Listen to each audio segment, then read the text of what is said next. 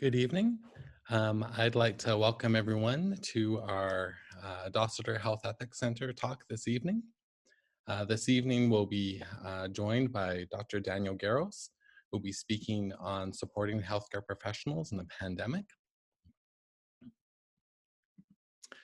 Before beginning, I'd just like to remind everyone that we'll be keeping your microphones muted for the duration of this talk. During the discussion period that follows, we will be unmuting the microphones. Please feel free during the presentation to message me any questions that you might have that you would like Daniel to address, or during the discussion period if you're more comfortable doing that. We will be recording the presentation itself, but the discussion period that follows we won't be recording, just to make sure everyone feels very comfortable asking questions and having discussion. I'd also like to let people know about our upcoming seminar that will be occurring the following week. Part of the surplus population, disability ethics in the midst of a pandemic, and that will be given by Heidi Jantz and Nancy Hansen. There is also a feedback form available on our John Dossiter website. At this website, there should also be postings of the recordings of this talk and previous talks. Should for some reason you have to leave the presentation in the middle, it will be available to you there. So at this point, I would like to turn it over to Dr. Daniel Garros. Daniel is a pediatric intensivist with the Stollery Children's Hospital. He is presented and published internationally on the topics of moral distress and ethics in critical care. He's a wonderful colleague and friend. And so I'm really excited to hear his talk this evening. So it is a great privilege to be able to be here this evening and participate on this seminar. I think that these times that we're living right now are very important, not just because of a pandemic, but is because we as colleagues can share our experiences, our knowledge, our way of taking situations like this, and we can then learn with each other. And I have learned a lot over the last few weeks with our colleagues at the John Dossiter Ethics Center, and it is a great privilege to be able now to participate and speak about this situation that we're living. So first of all, I want to thank Michael for organizing this and for the whole center. And I also want to recognize two people that have helped me to elaborate this talk. One is Dr. Wendy Austin, my dear friend that we've been working together on ethics for quite some time and moral distress, and done some projects together. And she's a great mentor, and she helped me to put this together. Also Dr. Peter Dodak, adult critical care intensivist from Vancouver, who also has reviewed the material and has given us excellent feedback. So I have nothing much to disclose except that the fact that our moral distress project that we did together was supported by the CHR and the University of Alberta and Alberta Health Services. So I have nothing to disclose, as I said, and our support for this research in part was CHR, U of A, and Alberta Health Services. An honor to Dr. Dossett that just passed away, and his last book is there for people to see and to buy. It's a great tool, and we honor him today with this talk as well. So my objectives today are to talk about a little bit about the pandemic and us as healthcare professionals. I will use this word, I will use clinicians at times, but that is not just doctors, is everyone that works as a part of a team looking after patients in the hospital. So we are all clinicians, also all healthcare professionals, people that clean, people that fix things, people that put things together. We're all this as a one big team. So how does moral distress fit into this? We'll talk a little bit about resilience, our institutional approaches to this. Can you help me today? I'll try to answer that question and talk a little bit about peer support, solidarity, and gratitude. So the present reality, we are all familiar with this. We have been disturbed by this. Our plans have been canceled, our trips have been canceled, but that's nothing to compare with the lives that we have lost with this pandemic, and we're still losing on a daily basis. So I don't need to introduce the pandemic topic. This has been already talked about here, and you guys are tired of attending seminars and updates. So, but this is where we're living right now. So we have to make decisions. Who gets ventilators? Who gets dialysis? Who gets care? Doctor from New Jersey. Somebody else said, older patients are not being resuscitated. They die alone without appropriate palliative care while the family is notified over the phone, often by a well-intentioned, exhausted, and emotionally depleted physician with no prior contact. Dr. Nacotti in Italy said that. We are very tired physically and mentally. Another doctor from Italy, Dr. Sergio Cataneo.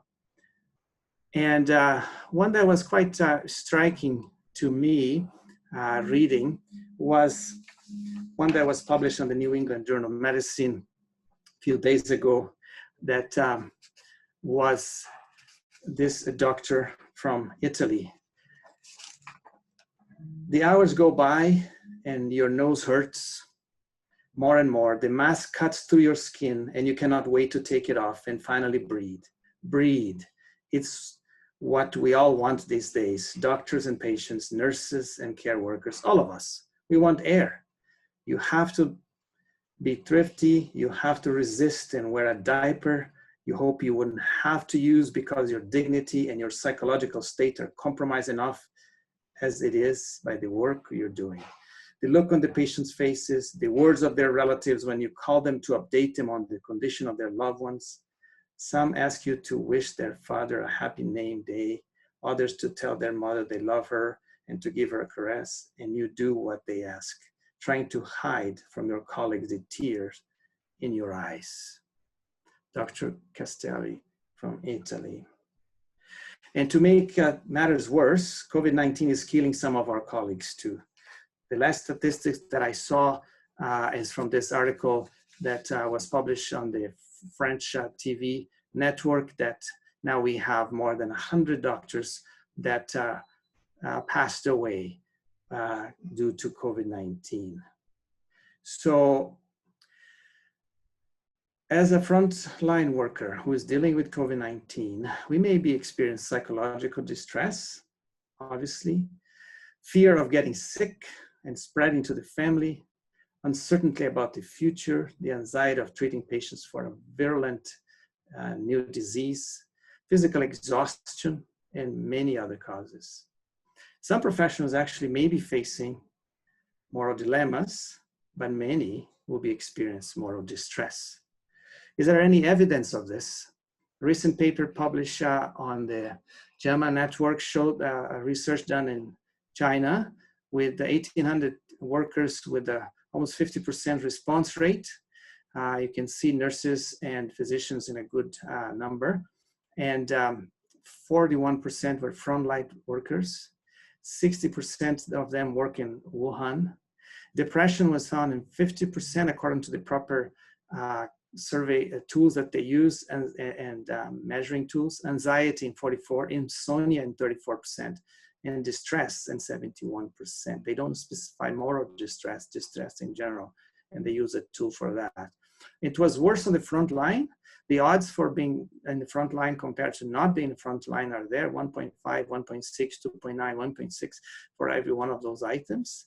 And outside Hubei was where the Wuhan was at lower risk. But being a woman and having a lower intermediate professional title, not the top doctor, not the top manager, it was associated with severe symptoms of depression, anxiety, and distress. So that is quite significant. So what is this that we're experiencing? So as I said, some of us maybe experience moral distress on these situations. Some of the people involved, not all. So just to remind everyone that moral distress has lots of definitions, but one of them that I like is this: the angst that professionals in diverse fields experience when they have identified what they believe to be the ethically right course of action, but they are unable to act upon it.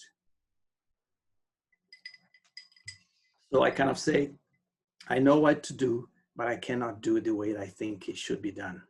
And this may lead to frustration, anger, guilt, physical symptoms, anxiety.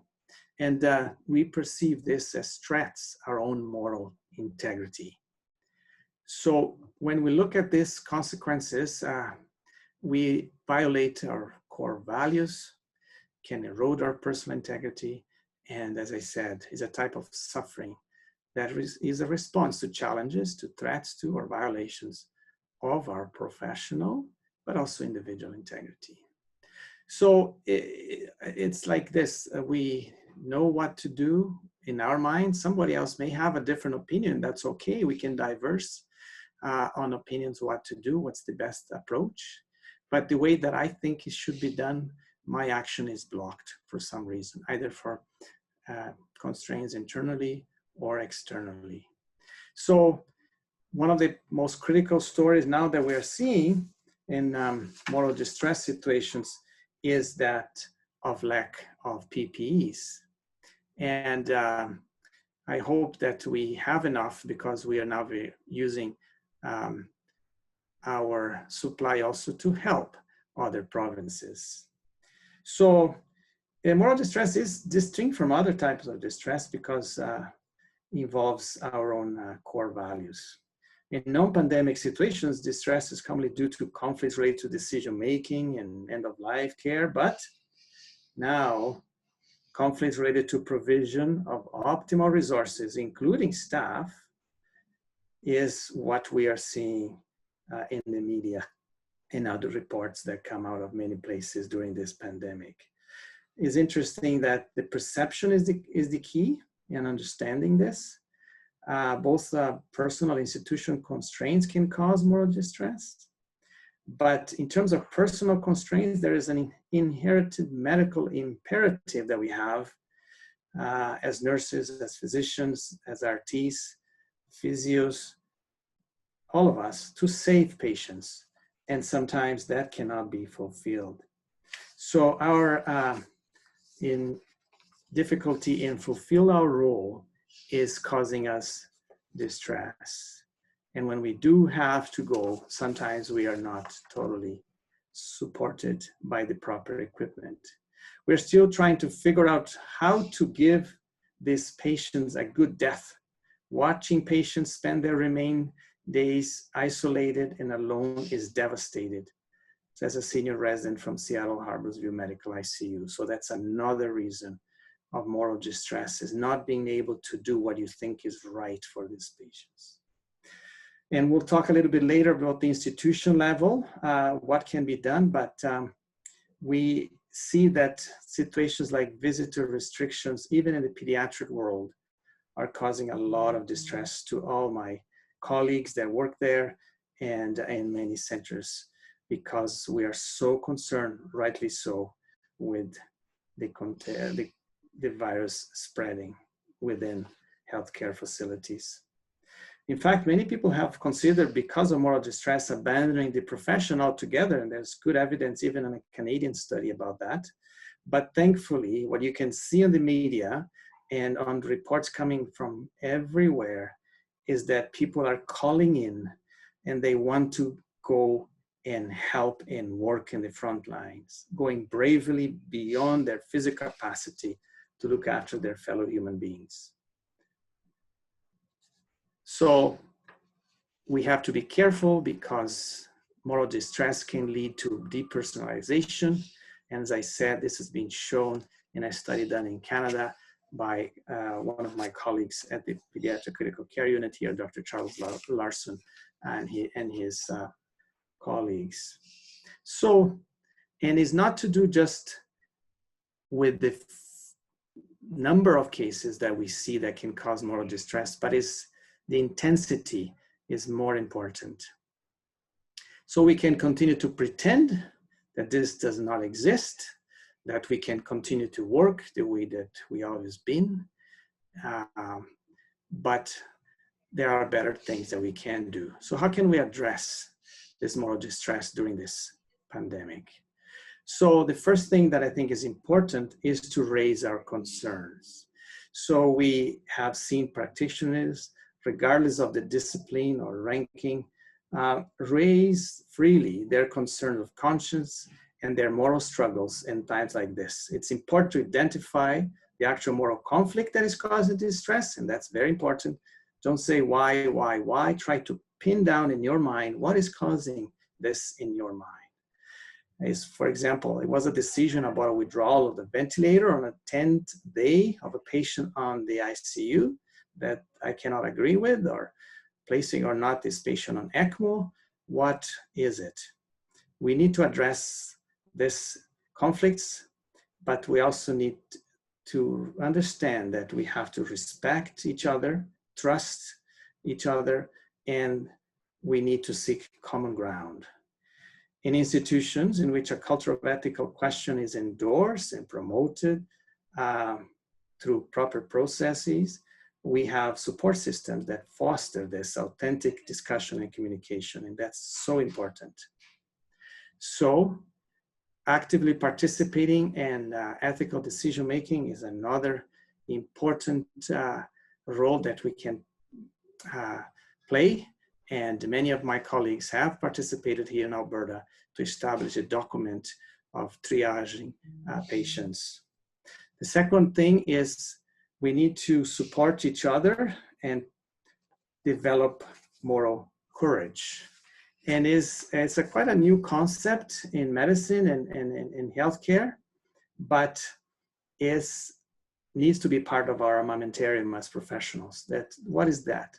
It's being prepared to face tough decisions and confront the uncertainties associated with our resolve to do the right thing, despite the consequences that we may face. It is a sense of being a member of a team that promotes such courage. Feeling fear and acting anyway. Moral courage is a means to triumph over fear with practical action. For example, during this pandemic, professionals have been complaining loudly and widely about PPE shortage and risk to their health, maybe leading to possible death in some people. So then we need to continue to advocate respectfully and properly with our institutions, our governments, and work with our patients and be courageous. Courage is the commitment to begin without any guarantee of success.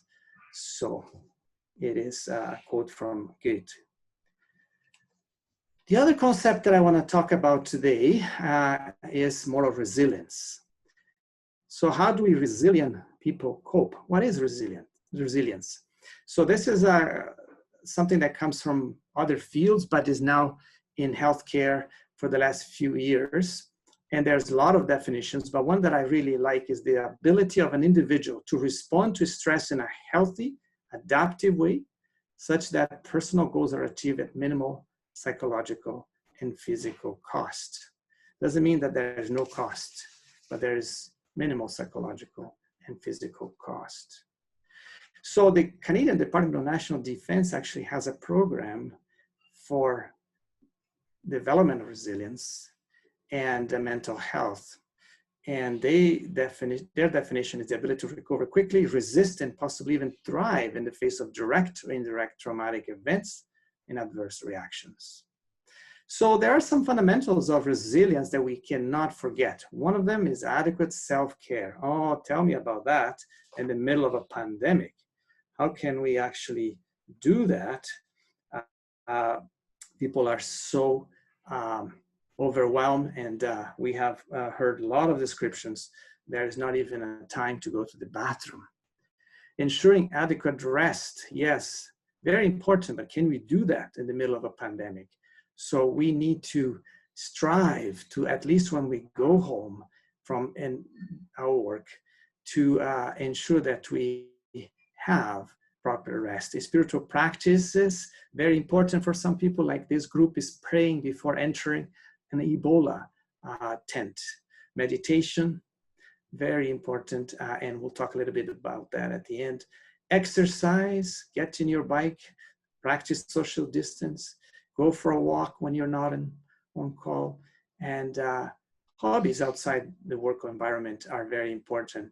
And this time of pandemic, everybody's forgetting everything else when they go home and just go to the news. Try to disconnect. Cynthia Rushton has written a book on moral resilience and how to overcome moral distress. And her idea expressed on this sentence is very, very crucial for us to understand this. She says that choosing how one will respond to ethical challenges, dilemmas, and uncertainty in ways that preserve integrity, minimizes one's own suffering, and allow one to serve with the highest purpose. That is a good view what moral distress should look like. And I would point to your attention to the word choosing. And that's the key for this response. So let's talk about resilience a little bit more. So what are the strategies that we can develop to really focus on resilience? So again, this is very tough to do, as was described by Dr. Silvia Castelli in a recent article in New England Journal of Medicine, A Shift on the Front Line. You get dressed, leave the hospital, take a deep breath, get in the car, and then you get home, and you have to be watchful when you get home. The entryway is already organized like the hospital undressing area because you cannot risk contamination in the house. You undress, put everything in a bag, and quickly take a hot shower. The virus can survive in your hair, so you have to wash yourself thoroughly, and then it's over. The shift is over. The fight has just begun. How can we cultivate resilience in the midst of COVID-19? So, as I said, we have to learn to disconnect, have a little short break in between, go for a quick coffee, get out of the environment, shift your attention, short relaxation period, very important. And externally, outside work, try to get some free days. Turn off the notifications in your mobile phone. There are some apps that I quoted there that you can use to remind yourself not to be on the phone all the time.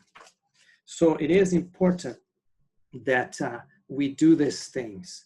The other important thing is that is a view that people have that we have to disconnect and be only disconnected outside work. And I say to you that is so crucial that during your day, you get out of your environment and go for a quick walk, a quick coffee.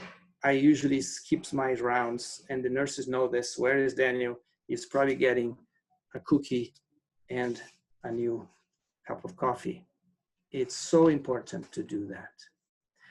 But there are more strategies that we can do to cultivate personal resilience in the midst of this pandemic. And I'm going to use an approach that was published in a business little booklet. And I think is very appropriate for us at this time. The common 3 features that this journalist, Mrs. Kotu, described is based on 3 items. Number 1, is a staunch acceptance of reality. Second, a deep belief supported by strongly held values that life is meaningful. And third, an uncanny ability to improvise. You may be curious where I'm going with this. So the acceptance of reality, not this reality that many people are following now, the King, the Tiger series on Netflix, rather this reality that we're seeing, a model that was predicted of COVID that actually started in US. And there's a video game about that goes from the US to the rest of the world. Funny enough, eh? So our resources are not in many places quite there for this pandemic. We are very, very lucky and blessed in Alberta that we have good resources available.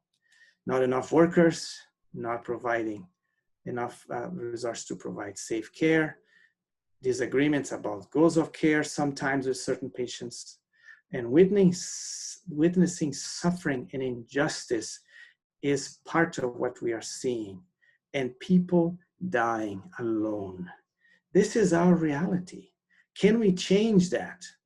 Is that possible to modify? Yes, we have to continue to fight to change, but we have to see that there's always going to be suffering around us. And as healthcare professionals, we are somewhat used to tragedies, obviously in smaller scale. In some situations, we're often forced to choose between two horrible, devastating outcomes. What is the least devastating we choose? We have to learn how to accept the harsh reality that this pandemic is an example of unfairness and horrendous suffering. And a common mistake that we have sometimes is to think that only optimistic people can overcome suffering and develop resilience. People that are always seeing the bright side may be helpful, obviously. That's some people will have a better view on this, but our optimism should not distort our sense of reality. A resilient person sees the situation with no illusions or pretensions. The resilient people are practical and realistic. They are not overwhelmed by the emotions, but are able to rebalance the mind. A resilient person reframes the suffering in a different narrative in order to release the grip of this suffering. As I mentioned before, Cinda Rushton explained, a decision that we have to make for ourselves. So the reality of daily tragedies, we're witnessing suffering and injustice. We see people dying alone. We see tragic dilemmas, irresolvable dilemmas that we have to make choices that are not good at all, between allowing somebody to die alone or putting a person on the ventilator and then having to remove it afterwards. There's no good outcome out of there, but there is the least terrible outcome. And so we, as virtuous agents that we inescapably emerge from these situations with dirty hands. And Franco Carnevale, a nurse from Montreal that worked with us in the moral distress study, has put it this way, that we have to have the capacity to discern being a good agency in these tragic circumstances. And one way to discern being a frenetic agent out of Dr. Pellegrino's literature studies, and is that we can be the creators of our own story that will convey that what we are doing is actually morally meaningful. We are creating our own story. We can go from heroes to a position of defeat very easily. I cannot stand this. I cannot continue. or we can change the narrative and become stronger and make our story out of this pandemic one that will come to the other side better than when we started. And that's very important, as described in this article from the New England, Harness Our Humanity. So we are seeing struggles. As Dr. Nick Mark, an intensivist at Seattle Swedish Medical Center, said, lamenting the absence from the hospital, patients' family members who provide comfort and often translate for critical ill patients who cannot communicate. He said, everyone is worried about not having sufficient ventilators. I'm worried about not having sufficient compassion and not having sufficient people. And Dr. Rosenbaum, that wrote this article, she said, we'll continue to be plagued by resource constraints that will compromise our ability to protect ourselves, our patients, and our communities. But as the Seattle's response to COVID-19 reminds us, the professional spirit marches on unconstrained. And that is the story that we have to change from suffering that is inevitable to a story of resources, creativity, heroism, and courage that we are facing, that we have now facing this epidemic. We need to be prepared. We have to have proactive education before the surge of cases that we are doing here in Alberta a lot, to increase our resilience and decrease our anticipatory anxiety. This has been proven very useful in the SARS pandemic in Toronto, but we have to move forward. We see this all the time. I'm sorry I cannot kiss you. Victims are dying alone, but we have to move past and harness the best of us out of this tragedy and create our own narrative that is much better than what we have been bombarded with. Another important point is a deep belief supported by strongly held values that life is meaningful.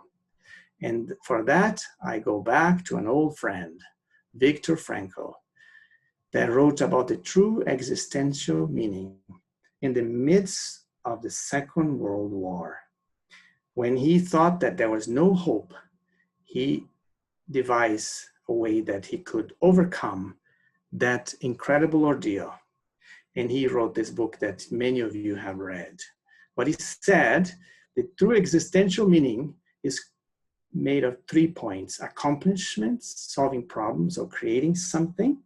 So when we pay attention to solutions and creativity ongoing in the ERs and the ICUs in the midst of this pandemic, from people making masks out of surgical disposable tissues to recycling masks that we're trying to do now here, ventilating 2 or 4 patients with 1 machine, we can see people finding meaning by being creative. The love and gratitude shown to us as healthcare professionals by the general public as they clap from city balconies or flashing their car lights in the hospital parking lot to show support to us. The support that medical students are doing, running errands or babysitting our children, and the warmth of a company, our spouse or partners when we get at home after an exhausting day at work. These things allow us to put our world in perspective. We become inspired and become renewed. We are solving our problems. We are creating something. The other point is experience something or someone inspiring. When we witness unavoidable suffering and loss, we recognize the reality of our practice, and we may ask ourselves why and when is this going to stop? But in pandemic times, for every tragedy we see, another one will often appear. But this is our challenge. Together with compassion, we take it on and we make a difference. And by doing so, we may change our perspective on suffering. So this belief is something that can move us forward. And we are seeing inspiring stories all the time. And how about identifying value? unavoidable suffering. So we do see that amidst of all these situations, we see people pulling together and finding meaning and value. Dr. Peabody wrote this in 1927, and he was a pediatric doctor. One of the essential qualities of the clinician is interest in humanity, for the secret of the care of the patient is in the caring of the patient, nothing else. So when you are at the bedside caring for that particular patient, you are making a difference. So what about the uncanny ability to improvise? So improvise is what we do. We ritualize our ingenuity. We make do with whatever is at hand. Nobody needs to tell them what to do. They come together because it's the PICU or the ICU tradition to do that way. We come together and we make do. The team goes together and the hours or years of preparation now show their worth. We don't improvise just by improvising. We improvise because we know we were trained to improvise within parameters of safety. In pandemic times, this will appear. Our challenge is to value our training opportunities for improvisation and be sensible and be shaped by safety, and in the implementations, what we do, be guided by evidence, and coping with a changing environment. And one of the good examples of improvisation is using telemedicine, mobile devices, iPads, to allow families to say goodbye to their loved ones, transforming the operating room into ICU. All of these things are good examples of improvisation that is planned, that is with criteria, but is emerging as part of our ability to show that we can do this as part of our resilience. Under pressure, people regress to their most habituated ways of responding. And that's exactly what we are trained for, and that's going to show. For example, this whole family, published in the Washington Post, doing Zoom like we are right now, with grandma at the hospital. So, another thing that we can do to conquer our each day is to develop some mechanism that will allow us every day to actually conquer that day. And I will borrow from the Navy SEALs. The Canadian Army has the same ideas of 4 points that we can actually use to rule the day when we go to work. And I hope that this can be practical to all of you. First of all, goal seeking. The idea is to bring direction, feedback, motivation, and structure to the chaos. Break goals into smaller chunks, take actions, and evaluate the progress. An example of short-term goals is, I'm going to make it to lunch today. I'm going to make to the bathroom today. I'm going to make it to the coffee time today. I'm going to make it to that time that I'm going to meet somebody down in the cafeteria. Small goals, small chunks, you will conquer. Don't put it huge goals of intubating 50 patients today. That is your goal. No, take one step at a time. The second point that Navy SEALs do is mental rehearsal, visualization. With mental rehearsal, they were taught to visualize themselves succeeding in their activities as an athlete prepares for a run, going through the motions. For example, rehearse an intubation, wrong spelling, don and doffing PPE. All of these things can be visualized, and in your mind, it becomes more natural when you're doing it. Soldiers do that, athletes that do that, and it works. There are a lot of studies showing that stress training and visualization exercises, for example, for surgical residents, are associated with improved performance. The third point is self-talk.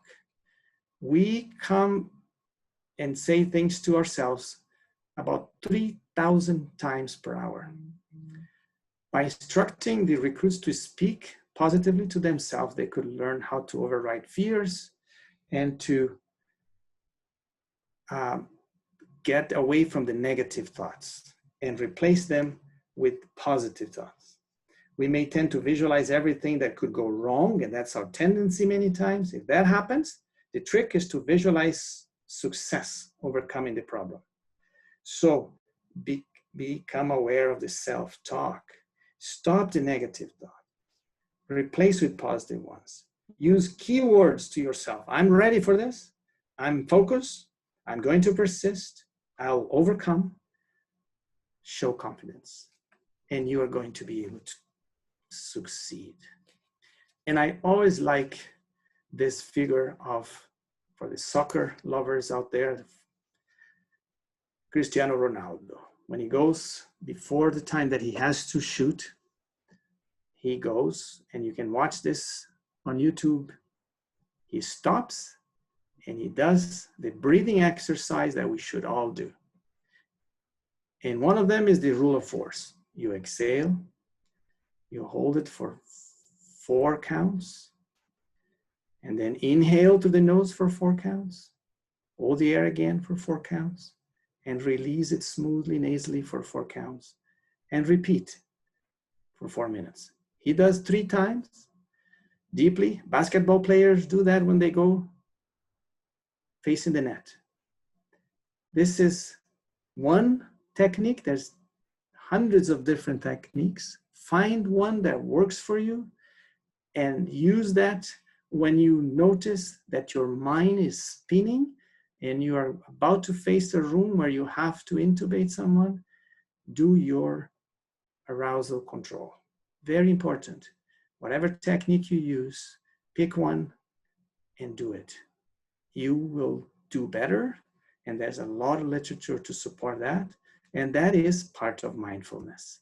There's a lot of evidence for mindfulness in the medical literature, reducing depression, anxiety, improving empathy to the patients, reducing burnout, and many other evidence for that out there. So you may be asking, that's very good, Daniel, and we're about to 3/4 of this hour and you're just talking about us. What about our institution? Yes, we need to provide, they need to provide us with PPEs and all that, but what else can be done by the institution? So one thing that is very important that the institution allows, and ourselves as managers, communication between our teams to improve accuracy and consistency of information flow. We can use different tools and rapid and clear communication from top down reduces stress that has been shown in the SARS epidemic in Toronto. And our infection control people, our leaders being flexible with new evidence that are coming around, but also being very honest and telling us what is there, what do they know, what do they don't know, acknowledge uncertainty, and looking for evidence-based plans. Those things are so important to make sure that we have the right information and be prepared for this. And Alberta Health Services has been very good in doing this for us. The amount of information, all the emails that come every day to your mailbox with important updates, and when things change, they inform us in many different ways. That is so important, and I think is so crucial. Other institution measures is that we could work better to ascertain patients' goals of care, and then we can then involve palliative care teams. That's very important. And program our shifts, get more people when the shifts are harder, and then not just evenly distribute them by time alone. And obviously giving supplies. We have published education and tools for supporting staff and enhance resilience, and was in August 2018, a supplement of pediatric critical care. And obviously you don't need to read this table, but it's a lot of information, all different tools at the institution level, personal level, that we can do to improve the well-being of staff during times of pandemic or non-pandemic. One of them is diffusing sessions or first aid sessions. Some people call debriefing sessions after an event in the unit or many events together. If we have time to do it in New York and places like that, in Italy, there was almost no time to do this.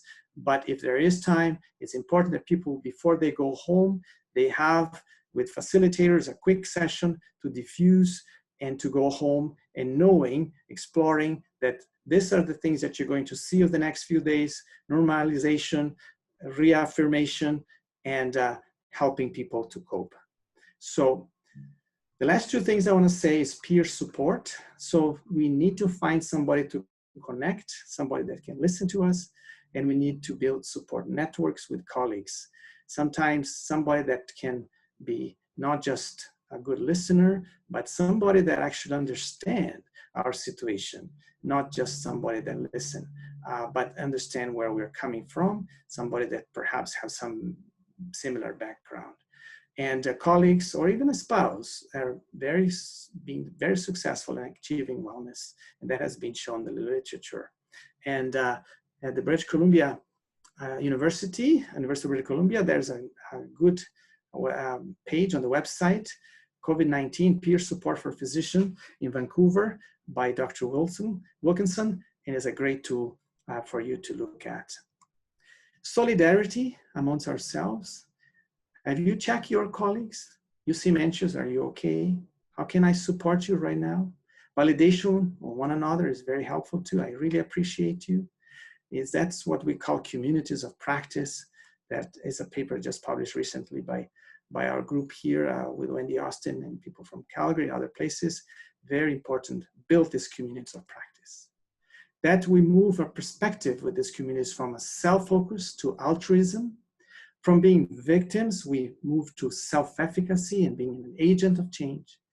We move from being helplessness situation to compassion action, from despair to hopefulness, from depletion to resilience.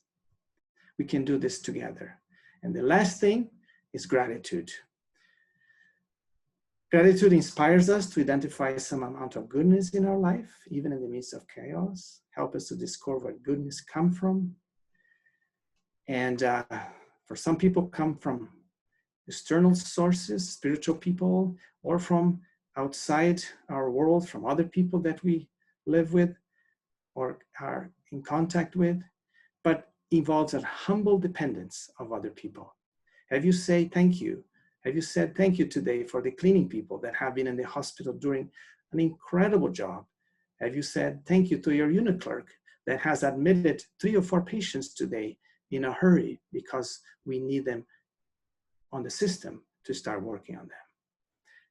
And gratitude is a source of strength, not just for us, but for the people that receive that sign of gratitude. And I'll finish with this page from a doctor that put on the Facebook that says, "Yet nothing has made me feel the way I do about my job as this pandemic has. That not in the pit of your stomach sensation while you're heading into work, comforted only by the empathetic faces of my colleagues, we're going through the same. I'm grateful for their presence, knowing that they are both literally and figuratively with me, that they understand and accept so profoundly the risks we take each day. I also hope that my friends and family forgive me for my lack of presence during this time, precisely when we need each other the most, and that they realize that their words, their encouragement, and their small gestures that come my way daily are the fuel that gets me through each day. This is a story for all of us." So we go from ridiculous situations like this, memes that we're seeing all over the place and makes us laugh, and this is part of our therapy. Laugh is excellent and is very important, but also in these times of crisis, we need to look after our elders. That's very important. But outside the laughing matters, we need to support each other. And these are going to stay for you to see on the talk after that this is being recorded. So you can look for sources in different places to help you as a person. If you're struggling with this, I'm not a psychologist. I'm not giving you psychological advice. I'm not a psychiatrist. I'm not a mental health person. But there are a lot of opportunities out there for you to get help. In conclusion, I want to say that moral distress is part of the issue. Check yourself in if you're feeling that way. Pick a strategy to resolve it. Be ready to listen, provide peer support to others. Fight to ameliorate the system issues. Seek personal help as necessary. And reframe the suffering that you're seeing. You're doing your best in creating your own narrative that is meaningful. And it's going to be even more meaningful as you reflect on this afterwards. Develop your technique to face each day, and always, always be thankful. And with that, I will conclude my remarks. Thank you very much for this opportunity.